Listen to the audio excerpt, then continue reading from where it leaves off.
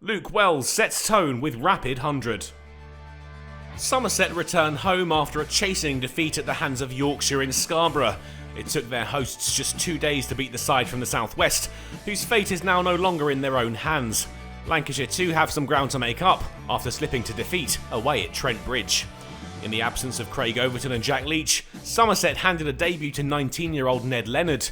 Entrusted with the new ball, he didn't have long to wait for his maiden first-class wicket. George Balderson out for 22. And Jack Brooks followed it up. Davis caught behind for 3. Josh Bohannon joined Luke Wells at the crease, and he had a front row seat to a blistering innings.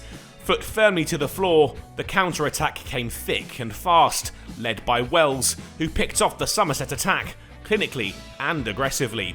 An expensive DeLanger over culminated with another 4 for Wells, 100 on the board for Lancashire, and 50 runs up for the number 3, scored off just 48 balls, featuring 11 fours. He refused to let up, scoring at almost a run a ball through to lunch, the third wicket pair worth 100 shortly before the break, Wells with 72 of them. The pattern continued after the break. Wells led the charge for Lancashire, the score up to 150 as he pulled DeLanger to the ropes. Another boundary took him to 3 figures for the 19th time in first-class cricket. The knock reached off 112 balls and it featured 20 fours. Any hopes he had of building on that score were over in an instant. Caught in the slips to the next ball off Abel for 103, a great innings at an end. Bohannon at the other end was nearing a personal milestone of his own and found it with a crunching cover drive to the ropes, his 7th 4 taking him to 50. But once again, Abel struck with the following delivery. Bohannon out on 50, caught by Leonard. This was much better from the hosts. There may have been 200 on the board now, but Abel had found his rhythm and Rob Jones paid the price. He was out for 5. Villas and Croft weren't shy. They replied with a bit of a counter-attack. Leonard welcomed to the first-class game by the Lancashire skipper with a couple of boundaries to set his side on their way towards 250. For all the enterprise though, Somerset looked on a bit of a charge, and no sooner had 250 runs gone up on the scoreboard, they struck again. The captain out, LBW for 36. And he had another in his next over.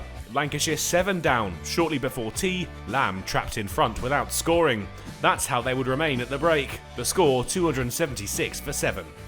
Croft and Bailey returned to the middle with renewed vigour and soon found their way to 300. A single slapped into the leg side by Croft took him to a well-made 50. Another good performance from a Lancashire batsman.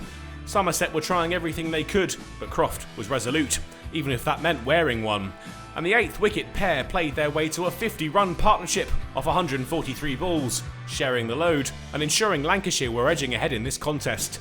Somerset thought they had Croft, but he was handed a life, the ball above head height, a reprieve for Lancashire. Bailey joined his partner on 50. DeLanger crunched through the boundary, the bowler up to the mark of 111 balls. Croft did finally go, and this time he couldn't be saved, caught behind off DeLanger. Bailey and Blatherwick navigated the final over, a maiden for Leonard, and reached the close at 364 for 8. The visitors off to a great start after a good day with the bat. They still have time to record maximum batting bonus points, something they'll target early on day 2, with just 36 more runs required. The hosts, though, will be hunting wickets, knowing that they've got the firepower in their ranks to put themselves on level terms.